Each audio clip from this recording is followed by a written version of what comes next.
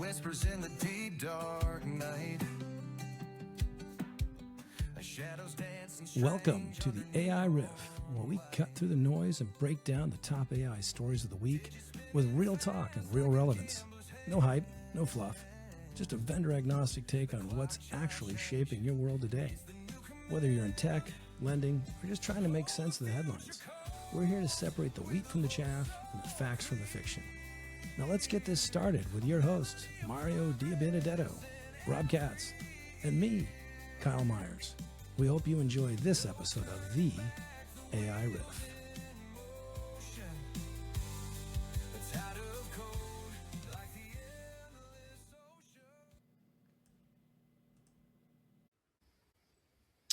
Hey, we're back again. We're not even counting episodes anymore. Yeah, we don't even count them anymore. We got so many. You don't know the number, so I didn't throw it out there. I think it's 37, 35. I think it's almost 40. Wow. Okay. Never mind. You could be right. It could be 39. I'll count them up at the end. Who cares? Who's counting? Well, yeah, exactly. Episodes are just a number. Yeah, they are. Well, now, you teased us on the last episode about what was the Citrini research? Yes. Okay. There we go. I didn't want to mess it up, so I let you. So this was a blog post, and to put it out there right from the beginning, a fictitious account that's written as if it's 2 years into the future, looking back at how AI took over the world and ruined our economy. But what's more interesting is that it actually did impact our economy. When this blog post got published, it got attention, and our market went down, lost $200 billion in value last Monday when this article came out. So wait. So a fake article comes out about it crashing the market, and it crashed the market. Yeah. Wow. Because while it was a work of fiction, it played to people's fears about what, people use the word dystopian, right? A potential dystopian future that AI could lead to, as far as how AI basically eats our economy. Yeah, like probability versus possibility.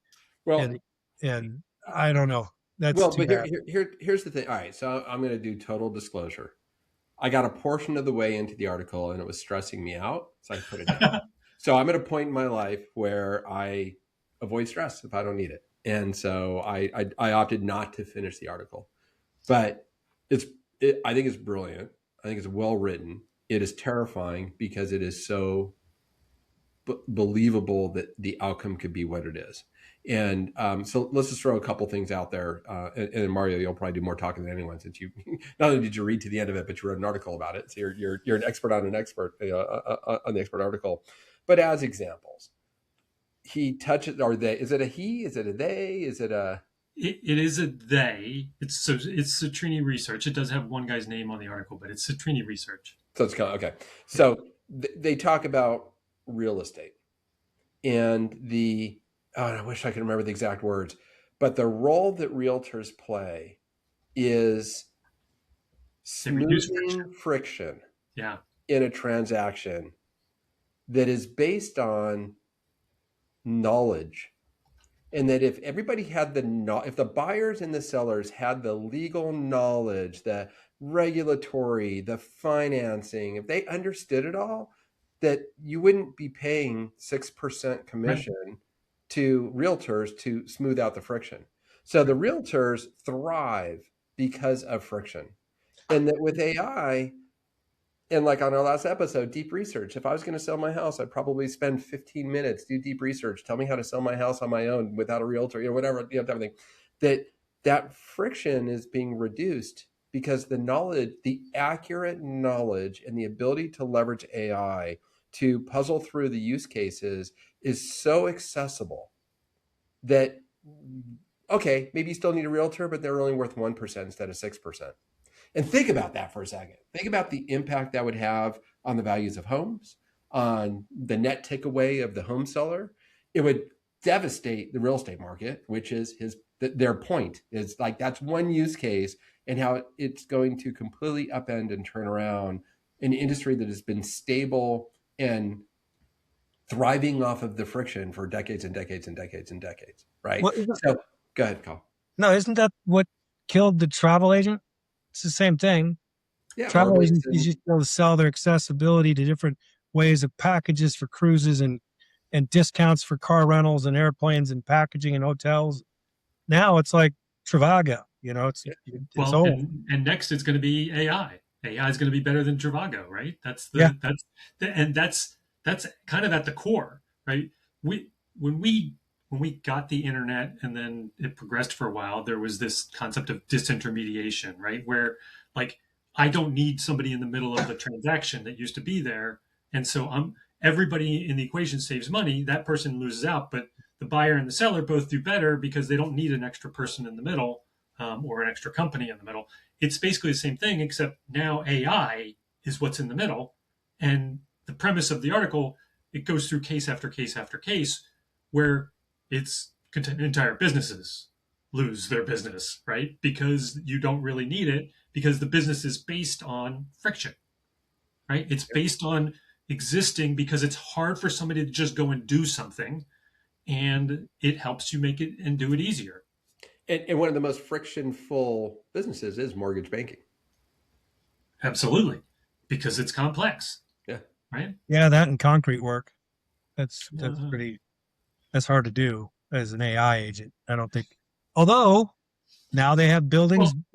They're building buildings with AI with robotics, not necessarily AI, but there's a whole part of this article, and this is what made this article really good, right? That they didn't just throw out the concept and then just play with it. They kind of went a little deeper, right? And they talked about this idea that the AI started to unwind these friction businesses, and a lot of these friction businesses have a lot of white collar workers, right? They're not blue collar businesses that need hands on. Those aren't the ones that are going to be adversely affected. And it goes into this concept and it says, well, but those people just happen to be the people who most likely have savings. And so when they start being unemployed, they start spending their savings while they're trying to find a job that they can't find because the economy is going down the drain, but they're spending their savings, and all of a sudden you don't realize, because they're still spending, the economy is still getting their economic purchasing power, albeit less. So they called this thing ghost GDP. It looks like everything on the surface is okay, but in fact it's not, because the only money being made is by the companies that run the AI, that do all the transactions, that take out all these other businesses. And it's way more complex than that. It's probably a 20-25 minute read, but it is absolutely worth the read. Yeah, one of the other lines that really leapt out at me in the portion that I read was a server cluster in Minnesota, in North Dakota, could replace 10,000 white collar workers. Right. This is the bourgeois and the proletariat, but the bourgeois is losing. They're going to lose. I mean, the proletariat, the guy who's out there, shoveling and digging and working, they're going to have a better chance of survival than the white collar, unless white collar has their savings built up. Yeah, but then it cascades down further, right? So once the savings are spent and now there's no money driving the economy, then everything gets hard for everybody. This is a doom and gloom dystopia outcome. So. And thus why the market tanked, right? Because people saw something in it that they were like, that's not totally unforeseeable. Okay, so where are you guys moving to? Where are we going? North Dakota, where the GPUs are. Yeah. Oh, okay. I want to learn how to work on server farms. And this is where the preppers with their food storages and their up in the mountains and their guns to protect are potentially end up winning, right? They survive.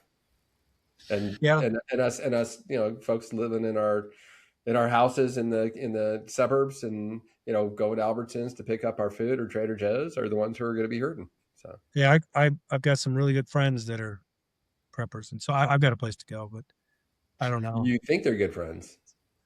Just wait till you see if they'll take you in. That's a good question. I should shore that relationship up now. Yeah, you might want to get a key now. And yeah, right. that in a passcode to get in to the gate, without getting shot. So I want to contrast this again, a piece of fiction, but that people, and by the way, the market bounced back quite a bit from 1984 was a piece of fiction too. So, it was. I want to contrast that with some actual things that are out in the news. So there's a term that I don't know who invented it. It feels like a new term. I haven't seen it before, called AI washing. And the basic premise is that companies that are doing layoffs right now, while AI really hasn't been the reason why they should be laying people off, they're just blaming it on AI because it's easy, right? yeah. It's AI did it. Well, it's easy, and it makes them look like technology forward leaders. So if they're publicly traded, then they're Klarna. reducing their costs and claiming to be using AI to get there. Who doesn't want to invest in a company that's doing that, right? Yeah, yeah. Yeah, but anyone looking at the books for especially if they're publicly traded, would see that they couldn't sustain this. They had to get rid of people. Like So, if you well, do the and analysis, that was the reality in the article I read, right? I forget what the numbers were. It was something like in the 20,000 layoffs that were announced, in the actual filings for the associated companies, 700 of those 20,000 were actually attributed specifically to AI. Yeah. But in press releases or whatever, people just say it's AI, right? It's an easy. well, you thing could to have one just- person because of AI, and I said one, and I held up two fingers. One person because of AI, and you could say partly due to AI, and you're correct. That And is then true. everyone, the social narrative is, oh, well, I guess that's okay because AI is advancing in this company, and they must be really forward thinking. So AI washing good, AI washing bad. Oh, I think it's bad. I mean, I don't we all like have it. our different positions, but transparency, being honest.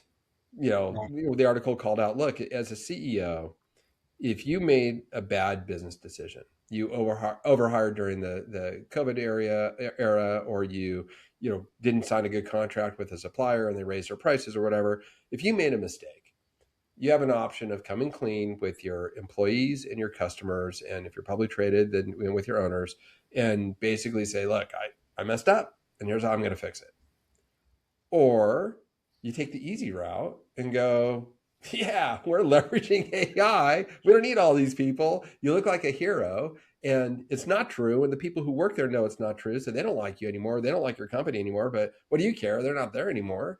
The employees who stay, yeah, okay. So they go to what's that website where you rank your employees and Glassdoor. Glassdoor. They go to Glassdoor and give you a crappy review and all that other stuff, but the world doesn't read Glassdoor, so yeah, you're okay, right? So, what the article is saying is that most leaders are weak and go with the AI washing as an excuse, and it's not the right thing to do. I happen to fall into that camp. I also think that it's not the right thing to do. Yeah, But the you can truth see will come out. you can see why you want to do it, right? Yeah. I mean, you're kicking the can down the road. Your inability to manage effectively and make good decisions is not like that's the last decision that you made was bad that made the company. You're going to make another. But what if the money you're saving by doing those layoffs, you do invest in AI, and it does ultimately end up helping you out, and then you were the guy who made the right call at the right time, right? So do you hate it or do you love it? Which one is it, Rob? Oh, I'd be transparent. I would be hey, we made a mistake, and here we're right sizing to correct for that. And one of the things we're going to do after this right size is invest in tech and see what we can do to make things better. Right. Yeah, Silver you lining. tell both sides of it. Yeah. Tell the bad part. Silver lining is we got a little extra cash flow now because we don't have this administrative burden. Yep. And we move it over into technology. Yeah. So a couple other counter data points. I want to hear what you guys think. IBM came out and said they're tripling the number of entry level openings. Yeah, I don't believe it. They're going to have, and they explicitly said, including things that we're being told jobs AI can do. Yeah, I don't believe it. They're tripling the number of spots anyway. I You don't believe them? I don't believe it. I just don't believe it. I think that not only do I believe them, but I think it's going to be a little bit while, but other companies are going to catch up with that too. One of their main driving points was they don't have middle management.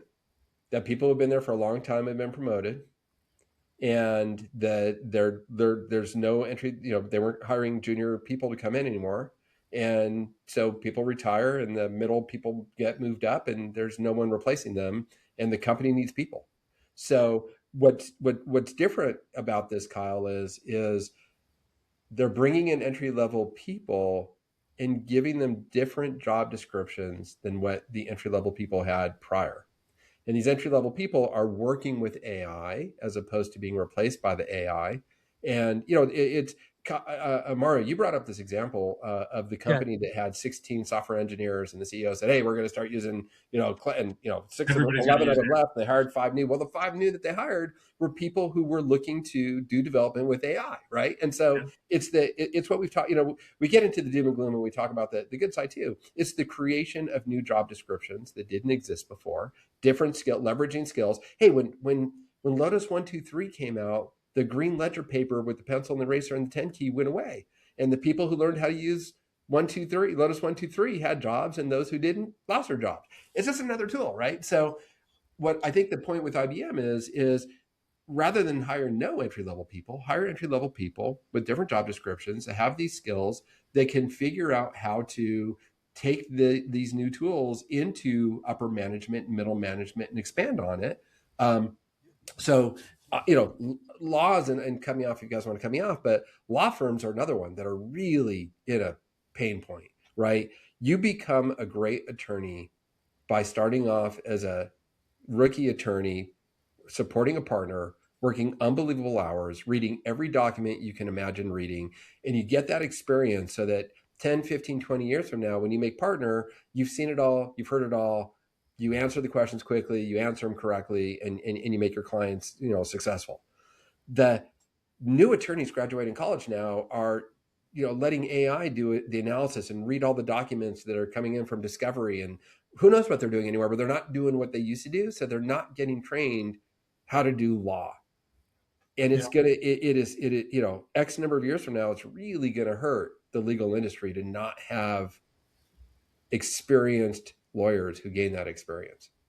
I think like something similar, not the same, but in the medical practice is happening too. So yeah, where it's just, you're not, I mean, by the time these people come out of med school, they're already 4 years behind in the technology and then the use of the tools that they have. And then they have to relearn what's actually in practice and the, I just recently had a neighbor, friend of ours go in for, I want to say Jiffy Lube, but it's not. It's Jiffy Knee. It's a knee replacement that takes less. They are under not general anesthesia. So local. Maybe if they are under general, it's for less than 30 minutes, and they call it the Jiffy Knee, full knee replacement. This is not just like they got to be under general because you're cutting bone, and you're not cutting bone with somebody who's awake. I'm walking that back a little bit. So they are under general, but it's a short period of time. So they're not having the same recovery. The recovery in the hospitals less. I think it's same day you go home. It's not even the next day. This is going to be a TV show soon, Dr. Jiffy Knee. By the way, my wife had a complete hip replacement, and I took her in at 6 a.m, and at 1:00 in the afternoon that same day, she walked into our house, walked upstairs, got into bed. So, I mean, that stuff is happening, right? That stuff, just in 2008, a neighbor next to us had his hip replaced. He had one at a time replaced, which I think is the right thing to do anyway, no matter how you're doing it. But he got one done. It took him 6 to 9 months before he could even really walk normally. And then he had the other one done. Mm-hmm. So it's like, it's amazing. And I don't know if it's, okay, we're on AI. We're talking about AI. I don't think it's AI. Maybe it is. Or maybe it's just some crazy machine that's just that much better with AI assistance or assistance with machine learning or something that. So, but isn't it's the same analogy though, right? Now that you say it, like some piece of surgery that might have taken an hour or 2 hours or 3 hours before of the specialist, and it can now be done in 10 minutes, right? Yeah. Well, and it's cheaper. All AI is doing. More people can get it. Right. And then you have less people in misery for longer terms of their life. The price theoretically goes down, albeit hospital prices never go down, right? The price goes down because they can do more per day or whatever else. Like, so we don't complain about that, do we? No, I was suspect of it. I was like, well, so why should we complain that AI is making everything easy? Sorcery. That's sorcery. You guys watch the show The Pit on HBO. Yes. That show's brilliant. So it's real. It's like medical drama in the ER, and man, the stuff they do to make it realistic is amazing. So they've got this new attending doctor that's trying to get everyone to use AI for charting and stuff like that. And what I like about it is, it's super fast, super convenient. But then somebody's reviewing a chart going, that's the wrong medication. Like AI got it wrong. Like, and the person's rolling it goes, it hallucinates like 10% of the time. Yeah, you still have to read everything. You have to read everything. Yeah. Great. So great show. If you guys haven't watched it, nothing to do with AI other than that. It's a great show. So. Love that show. All right, one more article I want to run by you guys because we're the dog is getting tired and wants to go home, so we got to wrap this up. A little over a week ago, the Washington Post published an article, and I'm going to read the title. It says massive investment in AI contributed basically zero to the U.S. economic growth last year, this is the Washington Post saying it, according to Goldman Sachs. Is it who we have Goldman Sachs on record saying this? It says Goldman. Even this is the subtitle. It says Goldman Sachs has calculated. And do we have that calculation somewhere? Like, I don't believe it. No.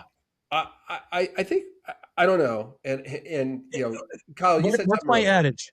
All data can be spun to me one way or another. So it's which data are they picking and choosing to create this crazy narrative? Oh my gosh, the sky's falling. This is terrible. And I don't know what purpose they do that for. You said something earlier that was the net sum, right? If some companies leveraged AI in a way that actually look, Cursor is making money.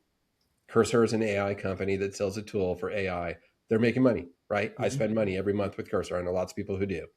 But if there's other companies then that are losing money because of Cursor, if the net is zero, then okay, maybe that's where this is positioning from.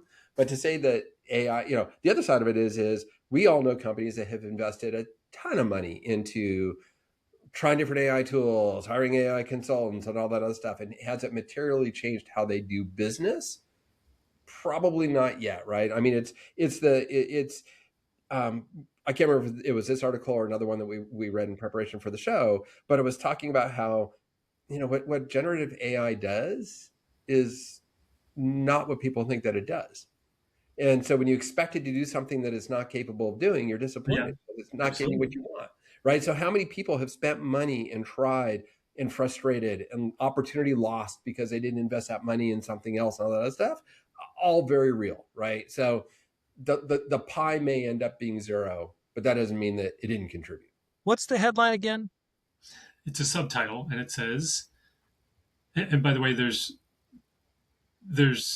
tweets and whatever that go with it.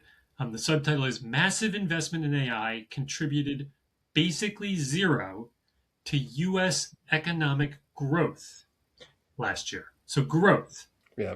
Right? Did it grow our economy? Now, is it the use of AI or is it AI firms? Like, that's not clear. It's actually the massive investment in AI. So you're discounting the AI firms' profits and everything else, or lack of profits? I don't know. They're not really talking about profits. They're saying, did it cause our economy to grow? So think of it this way. I don't know what the actual numbers ended up being, right? That OpenAI took in a whole bunch of money and Anthropic took in a whole bunch of money. And they spent some of that money in the calendar year, right? So all the money that was pumped into them in 2025, they're saying that for all the money that they all received, the economy did not reflect any significant growth as a result. Any growth in our economy is a result of something else. That's their point. And is this that 3 years from now we look back and go, well, the investments we made 3 years ago, now it's paying off, right? Or it could be the ghost GDP, right? It could, going back to Citrini research, it could be that, sure, people are making better margins on what they're doing, but they're not growing. They're not hiring people. They're not giving people raises as a result. It could be that. Yeah. Like, there's a lot of things that potentially go into it. It feels like it's screaming for attention by saying it that way. Mm-hmm. But maybe it is the reality, right? That it's a net zero right now Well, just like when people were screaming about the housing bubble in 2000, 5 and 6, they said it's a housing bubble. And they were like, what housing bubble? What are you talking about? We're making money hand over fist. Housing market's great. And a couple years later, the housing bubble hits. So maybe they're, yelling at the sky as Chicken Little did, and said the sky is falling and nothing's fallen yet. But who knows? Yeah. Got to trust your sources, though. I don't know. It's a pity of those companies. So listen, as long as there's one company saying that, we grew 50 million% because of AI and one saying we grew 0, we're getting paid well for this podcast. Yeah. I think. So how's Klarna doing anyways? Klarna is a way ahead of schedule. They're going to be right on target for my prediction. So can I just say, I saw somebody quoting the Klarna history as if it was all preordained and did it exactly how it originally happened, which is they fired a bunch of people. They didn't say anything about the fact that they reversed it and hired a bunch of people back. They just said, no, they were way at the beginning of the curve and they were like trendsetters. They knew how to take advantage of AI. Except they got off the trend mill and they got back to the other way. I just wonder if Klarna has rigged the AI models to change the way they report on them or something. Okay, next episode, I'm going to come back with a Klarna update. And we'll see how I'm doing against my prediction. All right. What did I say? 100-fold? I said. By the way, one of you just triggered something in my head. I listened to the article that we talked in the last show. I didn't read it. And it played an ad because it was just reading off my phone, right? And the ad that it played was there's a free tool out there that you can run against your website that will tell you how AI reads your website and how your content would be summarized by ChatGPT or by Gemini or something like that. That's cool. Pretty interesting. We got to be thinking about it differently, right? SEO is not what it used to be, search engine optimization. Now it's AI engine optimization. AIEO. For your data. Yeah. AIEO, LMNOP. AIEO. Yeah, EIEIO. On that note, I'm Kyle Myers. I'm Rob Katz. And I'm Mario De Benedetto. And this has been the AI Riff. Wires hum like whispers in the deep dark night. Shadows dancing strange under neon light. Digits spinning fast like a gambler's hand. The clock chimes change, it's the new command. Oh, the future calls with a voice so clear. A melody of progress in every ear. No turning back, the wheels in motion. A tide of cold like the endless ocean. Binary prophets riding fading streams. Data flows like rivers fueling all our dreams. Simple or savvy, it's all the same path. Under skies of innovation, we redraw the map. Oh, the future calls with a voice so clear. A melody of progress in every ear. No turning back, the wheels in motion. A tide of cold like the endless ocean.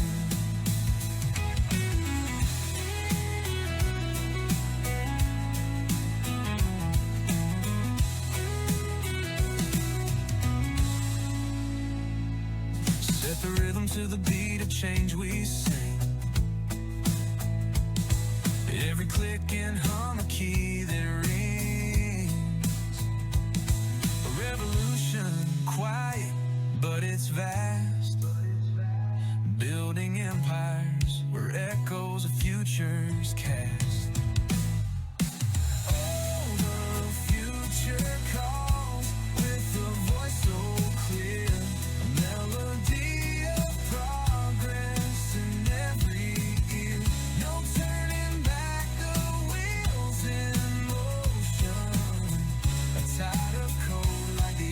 so sure.